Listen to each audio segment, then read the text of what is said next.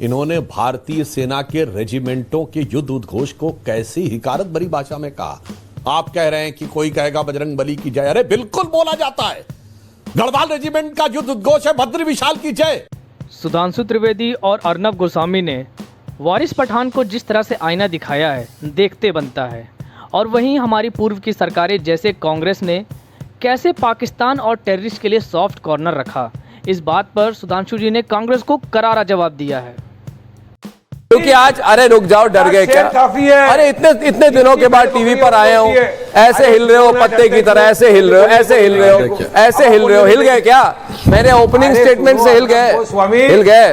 हिम्मत है तुम्हारे लीडर की मेरे सामने आए? ओवैसी में उतनी हिम्मत है कि आंख में आंख डालकर अर्नब गोस्वामी के साथ बात करें? अरे भागता है ओवैसी, आपका भागता है ओवैसी। मेरा नाम सुनता है तो ओवैसी भागता है। सुनो, मेरे नाम सुन के वैसी भागता है। स्वामी सुनने की गोस्वामी है मेरा नाम। क्या प्रॉब्लम है? मेरे नाम से प्रॉब्लम है? मेरे नाम से प्रॉब्लम है? नाम बदल दूं? नाम बदल दूं? शेर बदलो, पत्रकार रखो, पत्रकार बनो, पत्रकार की तरह बात करो। बीजेपी के स्पोक्स पर्सन बनना। अरे वो राजनीतिक गुंडे वारिस पठान 20, 80, 15, 85 करने वाले आदमी कुछ मिलेगा। अरे गणपति बापा मोरिया बोला था, फिर डर गए क्या? उसके बाद फोन आ गई आपको दाऊद की? दाऊद ने फोन किया? दाऊद ने फोन किया तुम्हें? तो सही जर्नलिस्ट का। हाँ, दाऊद ने फोन किया।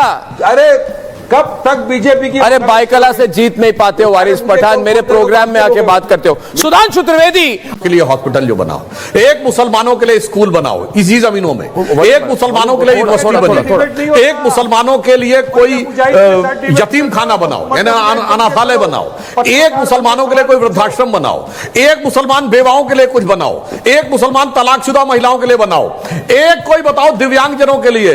ये मुसलमानों की जमीन का मामला नहीं, मुसलमानों की जमीन को कब्जा करके बैठे हुए वोट बैंक के ठेकेदारों की जमींदारी का मामला है। ये जो चंद मुट्ठी भर लोग दिख रहे हैं, ये वो हैं जिन्होंने मुसलमानों की मुकद्दस जमीन पे कब्जा करके अपनी ठेकेदारी कर रखी है। वो अब रंगदारी वसूल करना चाहते हैं सरकार के सामने या बवाल करके।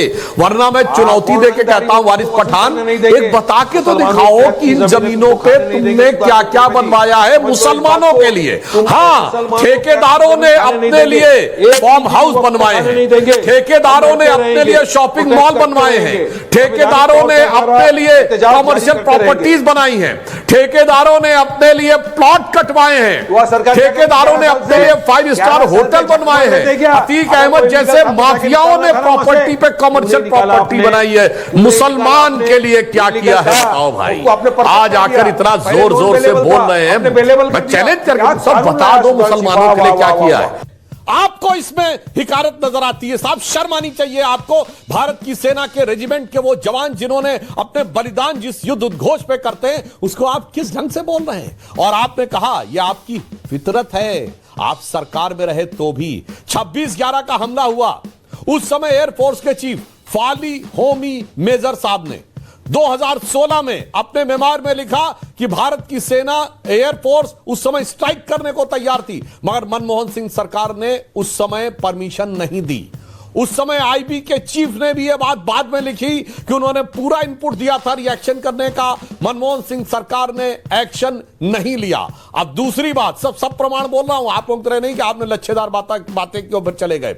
अब सुनिए, बराक ओबामा ने अपनी किताब द प्रॉमिस लैंड में 2010 की अपनी भारत यात्रा में मनमोहन सिंह जी से बात के आधार पर लिखा कि 26/11 के हमले के बाद भारत की सेना कार्रवाई करना चाहती थी, मगर मनमोहन सिंह सरकार ने उसे कार्रवाई करने से रोका और उसका कारण बताया। वो सारे दर्शकों को कान खोल के सुनना चाहिए, क्योंकि उसको लगता था, यानी कांग्रेस सरकार को लगता था कि पाकिस्तान के विरुद्ध कार्रवाई करने से एंटी मुस्लिम सेंटीमेंट पैदा होगा जो बीजेपी को राजनीतिक लाभ दे सकता है। मैं पूछना चाहता हूं आज रत्नाकर त्रिपाठी जी से कि पाकिस्तान पे कार्रवाई करने से एंटी मुस्लिम सेंटीमेंट कैसे पैदा होता है?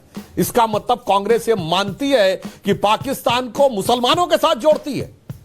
और ये मैं नहीं कह रहा हूं, ये बराक ओबामा ने कहा है। और अगर आप लोगों में हैसियत है तो ओबामा पे जाके मुकदमा दायर करिए, मानहानि का केस करिए कि हमारे प्रधानमंत्री के बारे में ऐसा कैसे कहा। और जहां तक वो हसरतें और फितरतें सबने देखी है जनाब, 1971 में 93,000 prisoner of war east Pakistan यानी आज के बांग्लादेश में छोड़े गए। जो कहते हैं ना इंदिरा जी ने तोड़ दिया तोड़ दिया तोड़ दिया, ये पीओके क्यों नहीं सॉल्व कराया वो तो एक बात है। हाजी पीर का दर्रा हमने छोड़ दिया वो तो एक बात है। हमारे 54 प्रिजनर ऑफ वॉर पाकिस्तान में थे, वेस्ट पाकिस्तान यानी आज के पाकिस्तान में, वो नहीं छुड़वाए हमने। मुझे यह गणित ही नहीं समझ में आया कि उनके 93,000 छोड़े और 54 हमारे वापस नहीं लिए।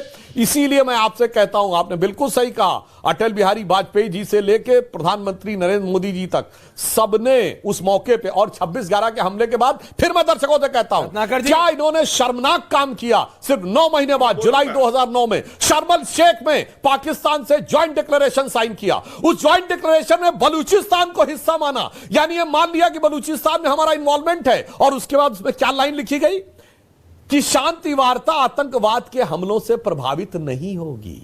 वाह, मोदी जी की सरकार का कहना है शांति वार्ता तब तक नहीं होगी जब तक आतंकवाद चलता रहेगा। इसलिए आपकी दौरे हुकूमत में देश का एक राज्य एक क्षेत्र नहीं था, उत्तर दक्षिण पूरब पश्चिम, जहां पे आतंकवादी हमले ना होते हो। दिल्ली, मुंबई, गुवाहाटी, चेन्नई, हैदराबाद, लखनऊ, फैजाबाद, वाराणसी, जयपुर, सूरत, नागपुर, पुणे, सब जगह होते थे। चलती ट्रेन चलती बस में धमाके होते थे।